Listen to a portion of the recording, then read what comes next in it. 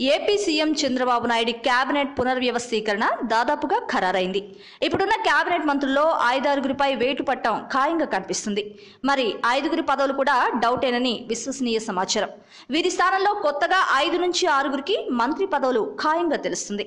అందులో ముందుగా చంద్రబాబు తనయుడు లోకేష్ తో పాటు శ్రీకాకుళం జిల్లాకు చెందిన కిమిడి కళా వెంకట్రావు, నెల్లూరు జిల్లాకు చెందిన బీద రవిచంద్ర యాదవ్, వైసీపీ నుంచి టీడీపీలోకి చేర్పించుకున్న భూమా అఖిలప్రియ, చిత్తూరు జిల్లాకు చెందిన అమర్నాథ్ రెడ్డిలకు మంత్రి పదవులు ఖాయంగా దక్కే అవకాశం ఉంది.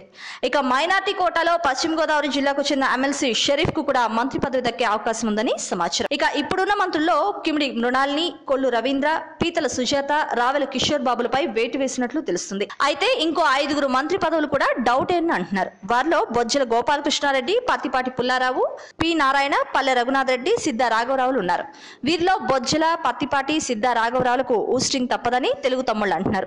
అయితే ఇప్పుడున్న మంత్రుల్లో Chinarajappa, K E Krishnamurthy, Yanamala Ramakrishnudu, Ganta Srinivasarao, CH Ayyanna Patrudu, Paritala Sunitha, K Atchannaidu, Devineni Umamaheswararao, బీజేపీకి చెందిన కామినేని శ్రీనివాస్, పాయడికొండల మాణిక్యాలరావులు సేఫ్ జోన్ లో ఉన్నట్లు సమాచారం.